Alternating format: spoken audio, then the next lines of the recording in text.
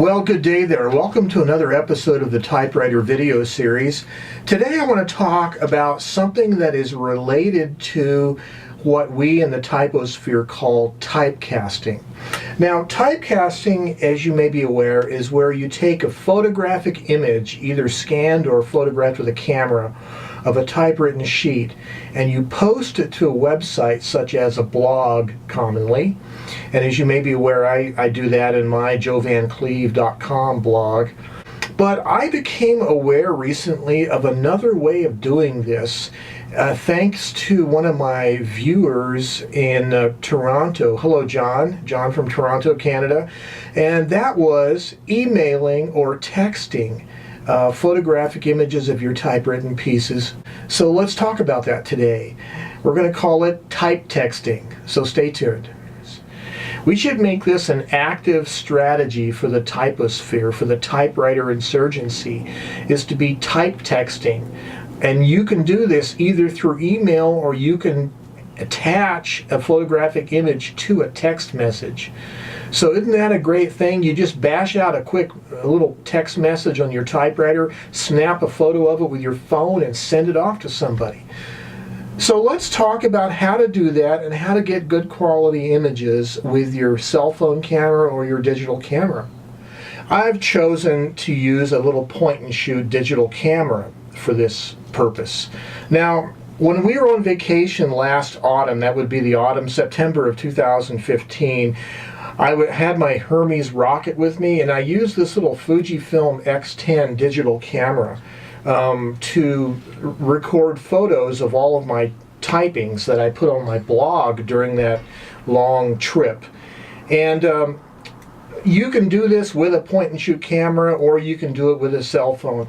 The thing I noticed when you're traveling is a lot of times they have in the hotel rooms, they have these little portfolio binders like this.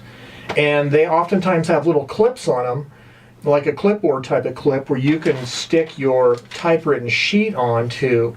And that becomes a nice little easel against which you can move the typewritten sheet around the hotel room to find the right kind of light. And if you're doing this at home, of course, and not in a hotel room, you might in fact have some nice photographic floodlights or whatever, but most people don't. So we're going to have to find a makeshift way of taking a good even photograph of your typewritten sheet.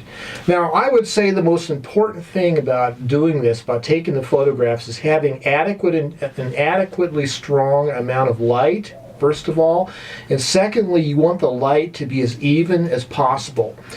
In other words, the uniformity of illumination on the sheet should be extremely even. And the reason why is because you're going to, in post-production, you're going to increase the contrast of the image to bring out the detail of the letters. And when you do that, any differences in brightness between one side of the paper and the other is going to show as a real drastic kind of gradation of tone, and it won't be as pleasant to look at.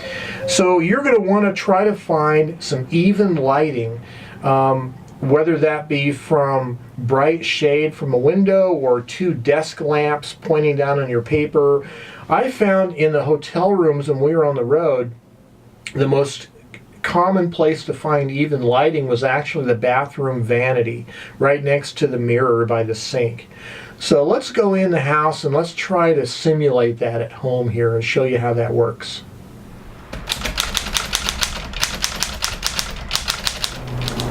Now, one of the most popular ways to get a good even lit photo of your typewritten sheet is to find a window that has indirect light, like in this case north light. Now you notice I've set my little portfolio binder with my typewritten sheet flat on a little tray table against the window, and the problem with this is that this side of the paper is going to be a little bit brighter than that side because it's closer to the window.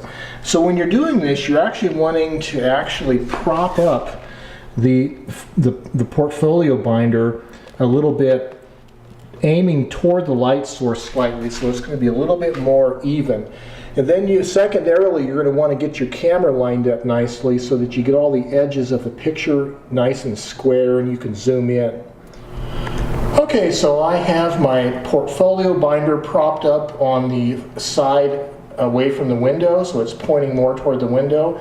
I'm going to set my camera up above the typewritten sheet so I'm perpendicular to it, looking down on it. And then I'm going to zoom in if I can, if my lens permits it, and get a nice even tight shot here. And I can tell if I'm square onto the paper by whether my edges are going to be keystoning or not. Keystoning is when it's kind of like this, where one side is shorter than the other, or the other way like that. You know you're not square onto it, but you want to get square onto it so the edges are nice and parallel to one another. You're going to want to zoom in to get a nice border. Half press your shutter button to focus on the text, and also you're going to want to get your white balance set, especially if it's a typewritten sheet like this that has color, like in this case there's red. You want to get the white to look normal so that everything looks normal. So you're going to basically go ahead and get it squared up, and then with the proper amount of illumination, take your picture.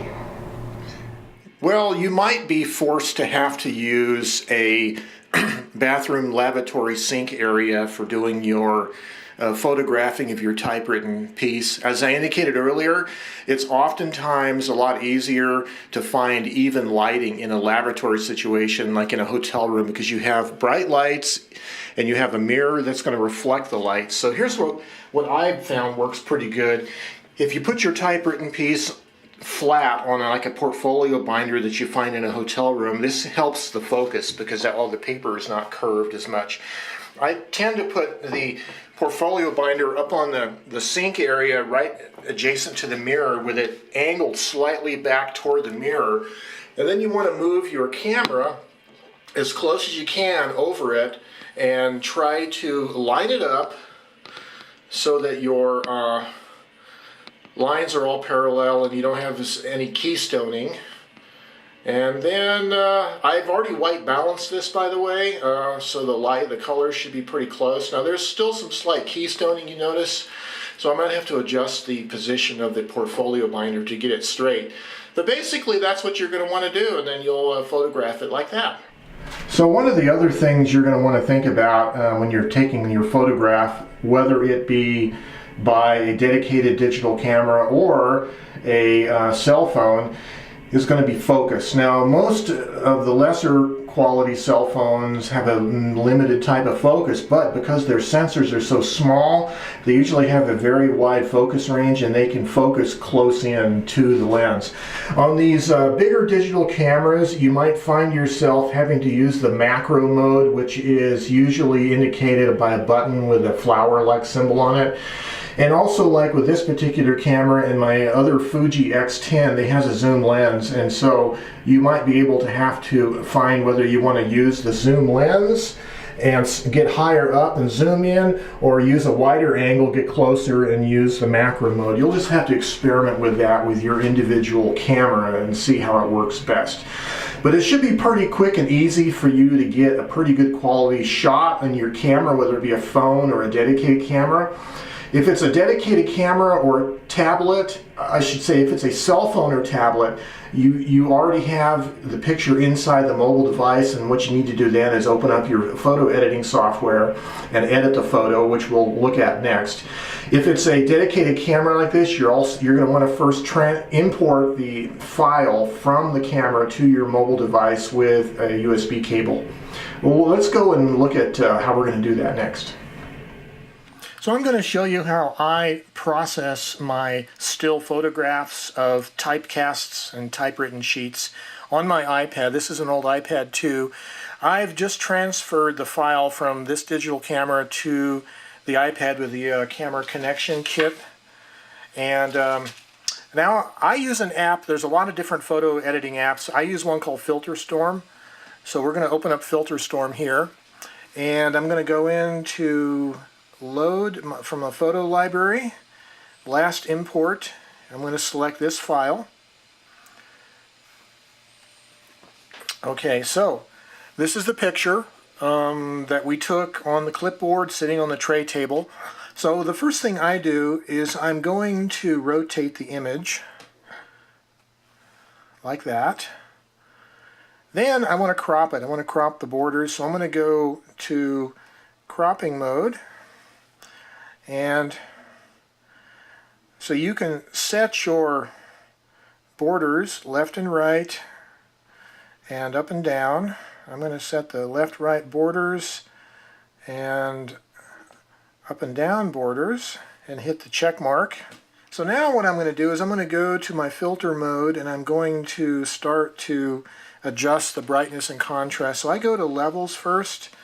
I try to adjust the white and dark points. Now on some of these apps it's a little tricky using the touch screen on these arrows, but I get the light and the dark points set. I hit the check mark and it's going to process it. Now I'm going to go to my curves, and sometimes I'll put a slight S curve on it. So I'm going to increase the highlight tones. Now you notice there's a split screen, adjusted and non-adjusted. I'm going to add a point down here and I'm going to pull the shadows down. So I'm going to kind of increase the contrast of the mid-tone contrast. And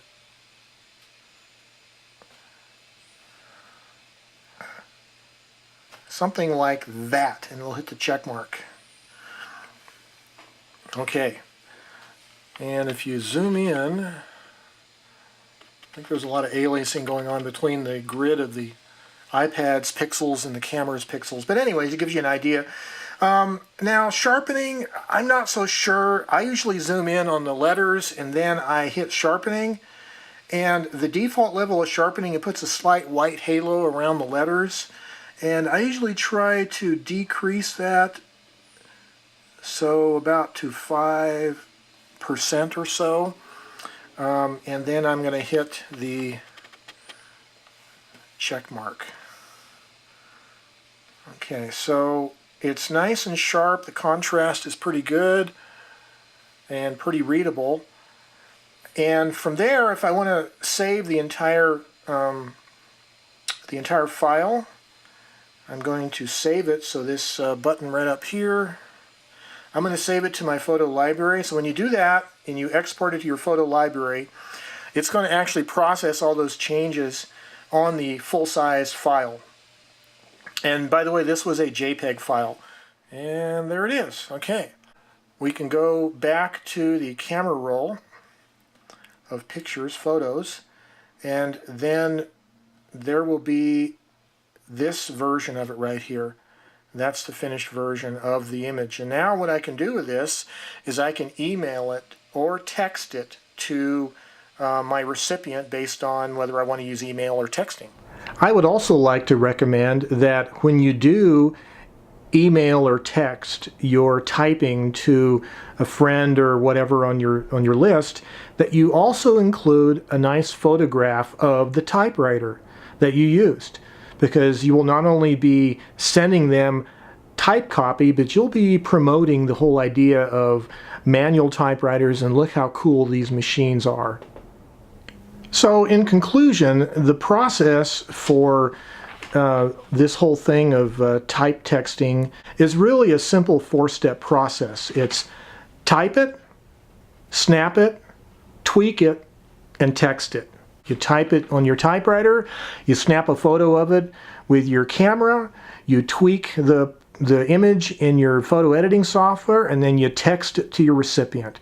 And I'm hoping that you can make this a regular practice of your typings to combine the old-fashioned world of typing versus the new world of texting and email. I would like to challenge all of my viewers this week to try this at home. Type text a message, a letter to a friend or relative, and comment below describing your experience and your success and maybe any reactions you get from them. Well, until next time, this is Joe Van Cleve, and you have yourself a great day.